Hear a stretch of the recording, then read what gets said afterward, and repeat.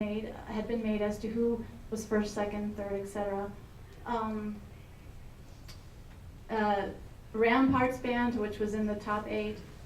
Air Academy's band, the 7-time seven-time in a row past champion for a, and they both those bands just ran over and enveloped Liberty's band with their sincere congratulations, and such a again, I think it's very representative of what this district is, what we honor. It comes from the top. I feel like our superintendent is an outstanding example of those things, of integrity and compassion and wisdom. And so, yes, probably used both my time from last week, but and this week. But worth noting that no matter what is said, we know that we're working for a very, very important group, and we are honored to do so. Thank you. Mrs. Bullock. Thank you, Ms. Cloninger, for your kind comments. And I echo what Mrs. Johnson said. We do work with some fabulous people. It's interesting, you know, with all this election going on, and people say, you know, how do we get stuck with these 2 horrible candidates? And I say, it's because all the good candidates, we tore them to shreds, and they dropped out because good people don't like being attacked like that. And so it's interesting, sometimes we get what we deserve because of the way we treat other people. And we, you know, we do work with some fabulous people that, you know, and these people on the board here, I mean, we don't always agree, but we always are civil and kind and respectful and professional with each other. And I really appreciate that. And I know that's not the case with boards around the state and around the country, and it's not the case with cabinet members, but these cabinet members are outstanding and always professional. And anyhow, the only thing I did in the last couple of weeks is I got to visit, well, not the only thing, but the only school thing that I could think of is I got to visit the health gym at Antelope Trails. And brilliantly, they had on Halloween, which, you know, Halloween was on a Monday this year, and the poor teachers, I saw a teacher posted on Facebook, this is our reaction. We find out Halloween's on Monday. Well, Antelope Trails is smart enough to have their health gym, and so they sugared the kids up, and then they didn't work out the rest of the day. I told them, that is brilliant. So that was really fun. That's all I have. Okay, thank you. Mrs. Van Nader. Thank you. I couldn't say it better. My fellow colleagues have already expressed what an honor it is to be here, and I agree with you. Absolutely. And it's a great honor to work with people who are this fabulous all the time. I have learned so much in my 7 years on the board, and I know I'll learn more in the next year. I wanted to say I too visited a couple of schools in the last couple of weeks. I had the opportunity to go out on Monday to Academy International, and it's their long tradition to do the Volks March. And this year they did have kids come out in costume, so that's a change for them. Typically it was just the Volks March and they did not dress up. So that was really interesting. So kids were marching in costume. Now we'll see how that goes in years when the weather's not so good. If they choose to continue that, it's a little bit challenging because they march in just about everything. Mm-hmm. So it was fabulous. I did not stay for the entire Volks March and accompany them this year as I have in years past because I was invited to a second event at Edith Wolford. But I did make it in time to do the chicken dance. And I'm hoping there were no video cameras present, but it was a lot of fun. The kids are a blast, and it was really neat, and they still have the tradition of the pretzels.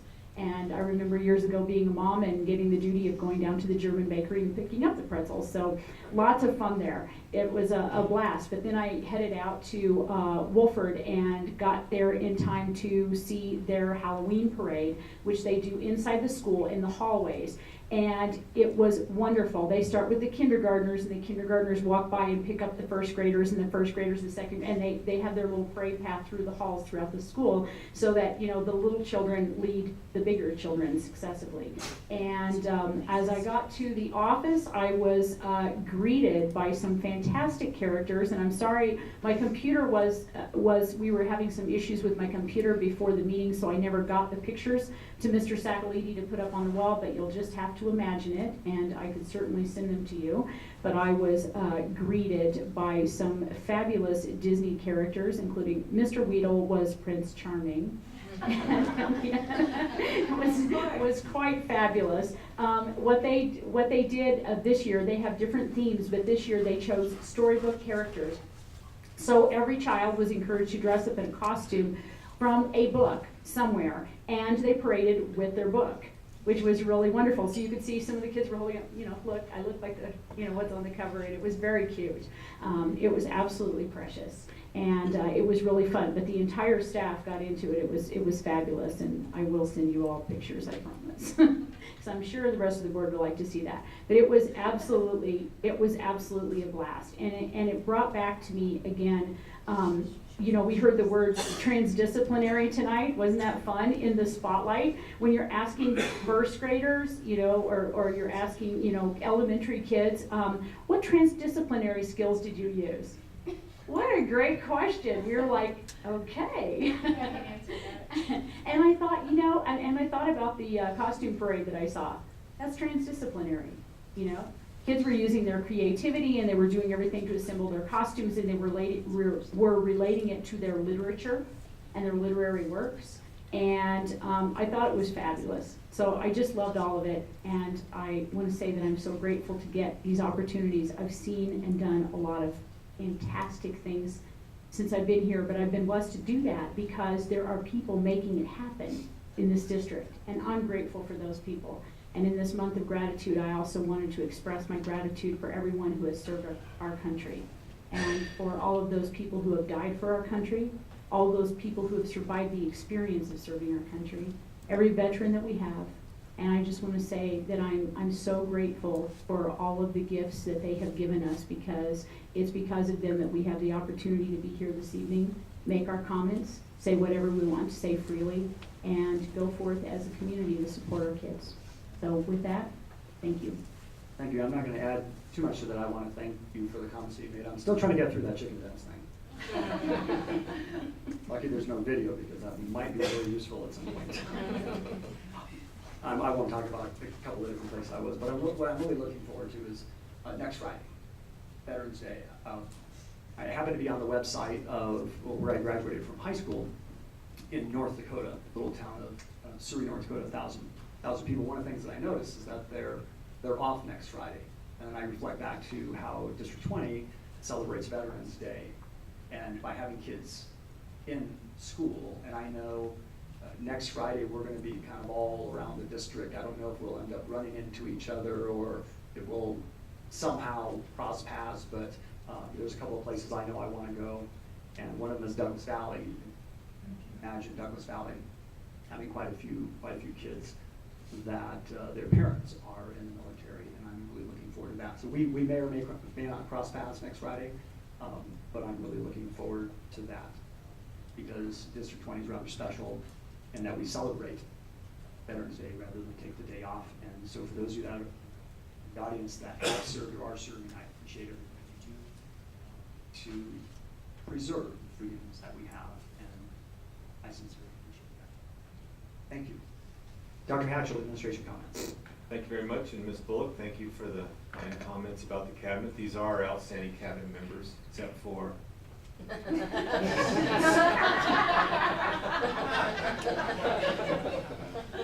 this is absolutely the best cabinet in the state. And happy birthday to Ms. Johnson on Sunday. And I see former board member Mr. Doug Lundberg here. Happy birthday Monday. Thank you. With that, Mr. Gregory. No, thank you. Dr. Smith. Yes, thank you. Just as a reminder, with Veteran Days coming up, we have celebrations at all of our schools across the district, and this evening you've received a packet that has all the different activities that are going on throughout the district, and look forward to seeing you out there on Friday. Thank you, Dr. Field. No, thank you. Dr. Peak. No, thank you. Mr. Cohn. No, thank you. Ms. Richardson. No, thank Ms. Cortez. Ms. Kuzer. Mr. Grady. you. No, thank you. I do have a few items. The district had an incredible showing at the Colorado Bandmasters Association State Championships on October 29th, Liberty High School. As Ms. Johnson said, secured a 4A state championship, narrowly beating out Air Academy cadets. Rampart High School finished 4th in state, and Pine Creek finished 10th. Great showing by our schools. Last week, we learned the Air Academy High School band has been invited to participate in the 2018 Rose Bowl Parade.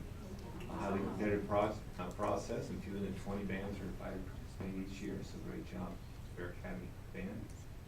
Karina Bierman, but I know her dad, science teacher and digital learning coach. Allie Whitley, Spanish teacher and digital learning coach, both from Air Academy High School, were accepted to present at the Google Apps for Education Colorado Summit on November 5th and 6th. They will present with other Colorado educators and help them learn how to use blended learning, flexible learning spaces, flipped instruction, and interactive classroom instruction. Karina's dad is Gil Bierman, former principal of Rampart High School. Jeremy Beckman, Discovery Canyon Campus high school math teacher and recent finalist for the Colorado Teacher of the Year, was featured in Chalkbeat for his innovative use in high-tech gadgets and old school face-to-face communication. Finally, Prairie Hills Elementary is participating in the Harvest of Love fundraising event, November 1st through the 18th. Students, teachers, and staff hope to collect 350 pounds of food and $200 in monetary donations. They are collecting all their pit. In Prairie Hills, you know what the pit is, and pickup is scheduled for November 16th. Thank you. Thank you, Dr. Hatchell. We need a motion to approve the following resolutions: 250-16, approval of matters relating to administrative personnel classified; 251-16, approval of matters relating to classified personnel teachers; 252-16, approval of matters relating to classified personnel; 253-16, approval of extra pay position assignments; 248-16, approval of school accreditation status. Something you usually don't see is the numbers or the order not being, or you're used to seeing all the numbers being sequential. The 248-16 is something that we did not approve last time, and then you're probably wondering where's 249-16, and that's when we moved to GP 4.4 and 4.6 into another discussion. So we've already talked about that. So I need a motion to approve the following of those resolutions. So moved. Second. Thank you. Roll call, please. Mrs. Bullock? Aye. Mrs. Johnson? Aye. Mr. Strebe? Aye. Mrs. Van Meter? Aye. Thank you. We need a motion to approve Board of Education regular meeting minutes from October 20th, 2016, as presented with corrections as noted. So moved. Second. Roll call, please. Mrs. Bullock? Aye. Mrs. Johnson? Aye. Mr. Strebe? Aye. Mrs. Van Meter? Aye. EL 2.9, monitoring operation performance. Dr. Hatchell. Thank you very much. EL 2.9 is an executive limitation. The superintendent will not permit the Board of Education to be inadequately informed or unsupported or data reported. Much of the communication to the board is documented in the board meeting packets, official board minutes, and email notices sent to the board from the public information and now called the Director of Communication Office. 2.9.1 and 2.9.2 neglect to submit monitoring data and not in an unnecessarily complex or lengthy form. I've submitted the monitoring data on all ends and executive limitation policies as required by the Board of Education agenda calendar in a timely fashion as confirmed by the board in its board minutes. And the Board of Education has not indicated that the reports it is receiving do not meet the criteria listed. 2.9.3, keeping the board informed. We use a two-step process, so all monitoring reports, with a couple of exceptions, are submitted for discussion at the first meeting of the month, with ruling on compliance at the second meeting of the month. We also use a two-step process for major expenditures and most protocols that require board approval. Also, there are agenda items providing information to the board. This year we had 75 such items, including graduation guidelines task force, park results, growth and capital needs committee updates, and the 2016-17 hiring report, just to name a few. 2.9.4, keeping the board informed. I notified the board regarding information that may initiate adverse media coverage.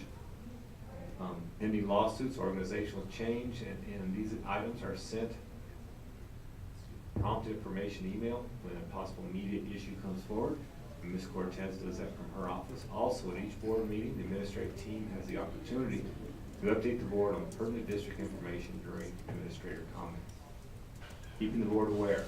I keep the board aware of substantive negative citizen or employee reactions this year, including concerns over student suicides, any additional time to the school day, and bond issue related items.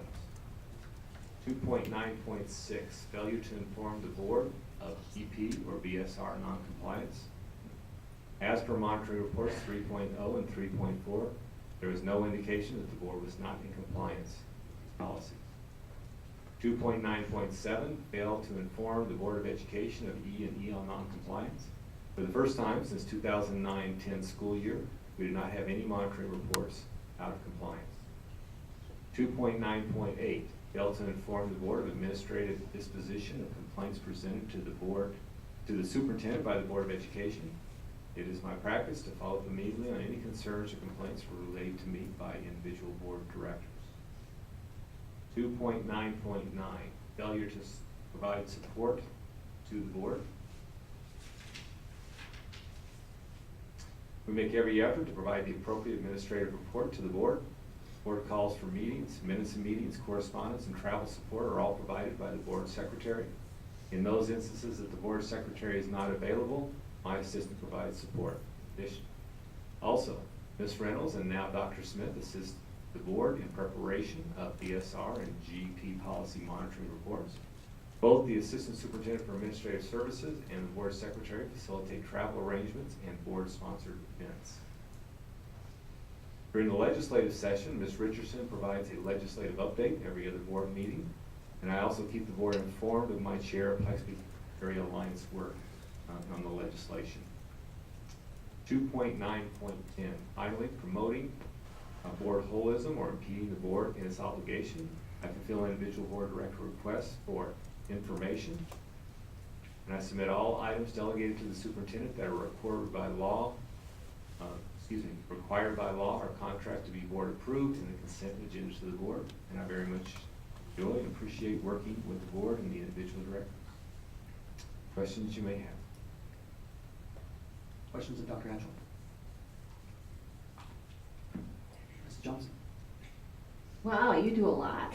Or you have other people do it for you. But I just wanted to just briefly, I so enjoyed reading this that I detected a change in the style or the liveliness of the words and really enjoyed the report. Thank you. Mrs. Van Aer? I just want to say this is an outstanding report, and I enjoy this one every year, but as Mrs. Johnson said, I particularly enjoyed it this year. I loved the 2 pages of bullet items talking about all the things that you've reported to us. All the things that we've discussed this year and the wide variety of items in there. That is always amazing to me when we come up, because it never feels like that much. We're doing a little bit at a time and a little bit at a time. So it's, you know, like they say, how do you eat an elephant? 1 bite at a time. I feel that way. And this is amazing stuff. I also wanted to say, Dr. Hatchell, I wanted to commend you for the first time since 2009-10 that there was absolutely nothing that was out of compliance. Because compliance means, I mean, when we really think about it, I mean, our policy book is very thin, but policy governance doesn't tell the superintendent what to do. It tells you what you can't do. You have to figure out what to do. And that, I think, is the power of policy governance, and it's the amazing part of it. And I am quite frankly amazed in a place with 25,000 students and 3,000 employees and everything that goes on here. I never expected this moment, quite frankly. That's since I was on the board. So I just wanted to say that's amazing. I think it speaks volumes to your leadership, and it also speaks volumes to the kinds of people who work in this organization, that they're able to follow your leadership to that way and understand the importance of that. Because when we've had reports before about something that's out of compliance, it's been as simple as a single transaction that can make us come out of compliance. So that's an incredible accomplishment, and I hope, Ms. Adad, you're getting all of that for the report, because that's all going in the report. But I just wanted to say it's excellent, and I feel, as I always have the entire time I've been on the board, that you do an outstanding job of keeping all of us up to date with all of this. I am never surprised. If there is bad news, I feel that I know about it in an appropriate amount of time. and I know what to do. And the news isn't always good, it's not always perfect, but I know what it is, and that's what helps me to do my job. So I want to say thank you. Well, thank you, and I just said, I said it in jest earlier, this is an outstanding cabinet. They have different areas of responsibility and do a great job with that. And I too was amazed when we go back over all the reports, there were 75. That's amazing to think. Mrs. Bullock? Yeah, I was gonna ditto what Mrs. Van Meter said about the being in compliance, and just for clarification, that doesn't necessarily mean that Dr. Hatchell did something wrong. Sometimes we're out of compliance because we don't, have budget cuts, whatever, but, and I also thought it was interesting when you said you had to add time to the school day. You informed us about adding time to the school day, and I was thinking, that wasn't last year. It's been way too warm to have all that snow last year, so that really threw me off. It's been a long year, apparently. Anybody else? Ms. Van Meter? I want to add on to what Mrs. Bullock said about out of compliance occasionally for situations that are not really in control of the superintendent.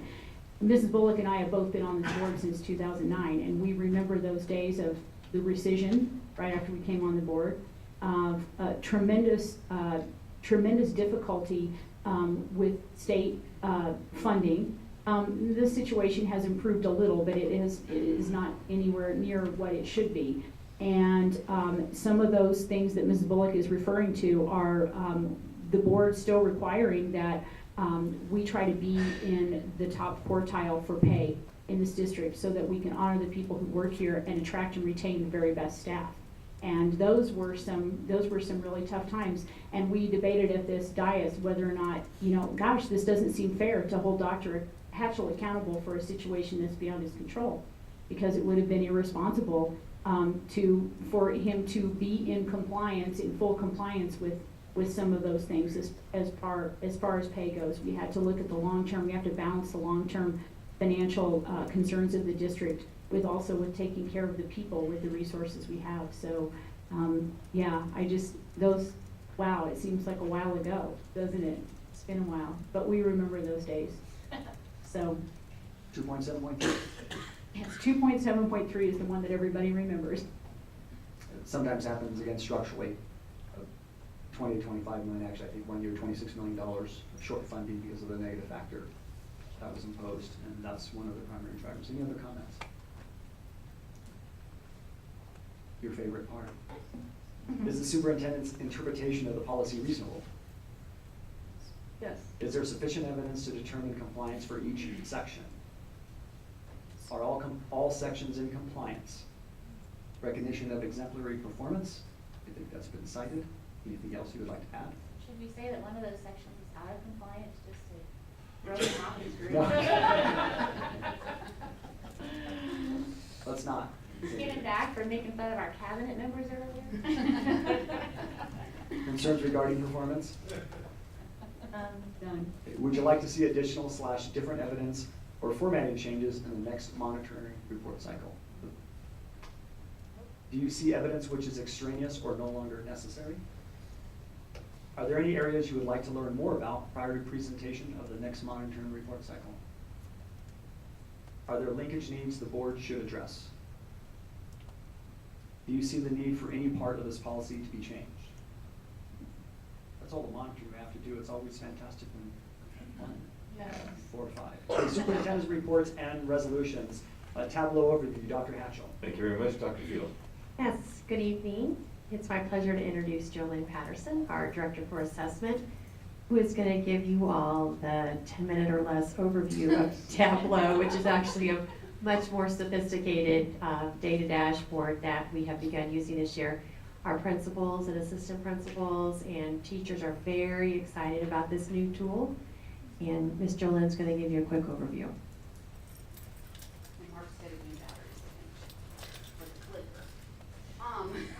Just tell us where we are and we'll just. That's exactly. So we're on the second slide. Let's just move right ahead. What is Tableau? Tableau is a tool that helps people understand their data, and that's the tagline from Tableau as a vendor. It's a data dashboard, and I'm going to tell you a little bit more and show you a little bit more about what that looks like here in just a minute. Tableau was funded through a Department of Defense, a DODEA grant that we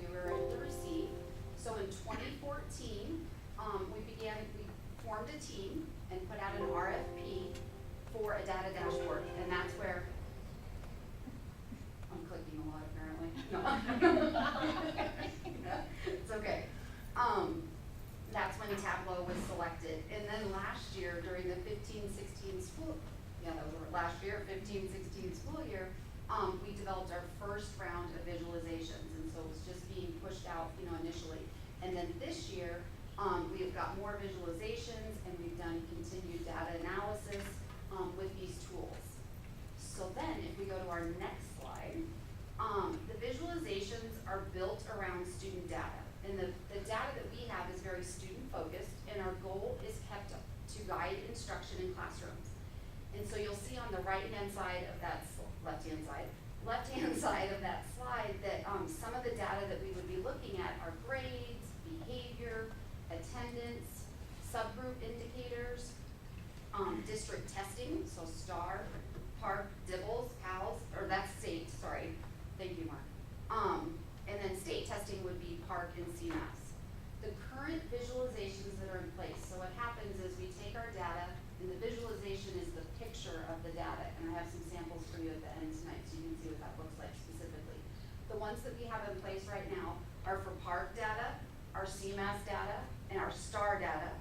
And then we have an at-risk visualization this year that allows principals and administrators and counselors to focus on some of those other areas that might be a little bit more social emotional, attendance, grades, behavior, where they can quickly identify students in their buildings that might have additional needs. And then we have an MTSS visualization in place right now as well. So I'll show you a little bit about those in just a minute. How is Tableau used? So what Tableau does is we have looked at data in the district for a long time, but much of this had to be done by hand. We took Excel spreadsheets. A lot of it was done through the assessment office. Even up through this summer when I initially took the new position, a lot of our data was still being hand calculated as we built more visualizations. And so we use this data to focus on, so staff are focusing on areas of strength and growth for students, looking at subgroups, grade levels, content areas, comparisons within a school. So maybe I want to look at one grade level versus another grade level, or I want to look at all of my sections of Algebra 1 and how are my students doing. So there's different ways to sort and look at that data.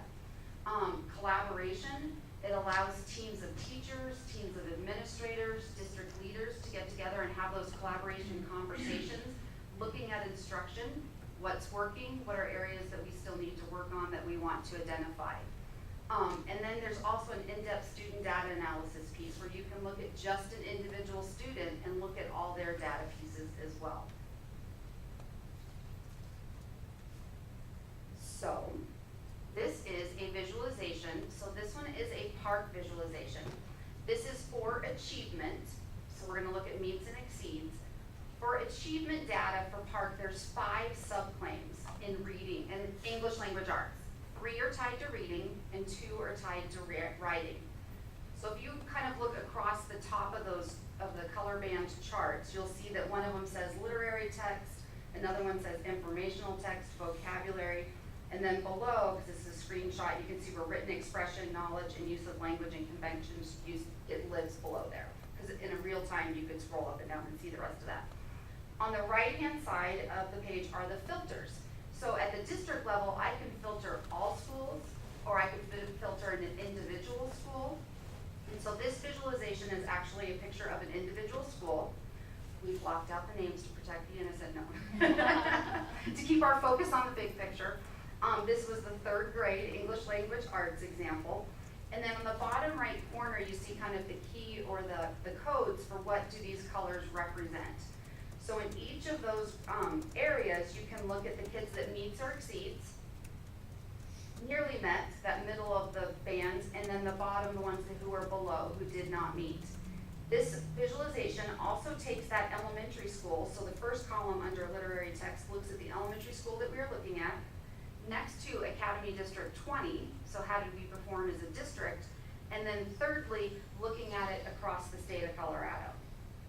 So if we kind of use that square in the top left quadrant, you can see that this elementary school at 3rd grade scored in the green section of the meets and exceeds very close to the state of Colorado, or to District 20 as an average, and then you can see the state of Colorado next to it that has a smaller percentage of students, and so that we outperformed in those areas. So that's a little bit about what a PARC visualization would look like. And then our next one is our, whoops. to awards now, no, just kidding.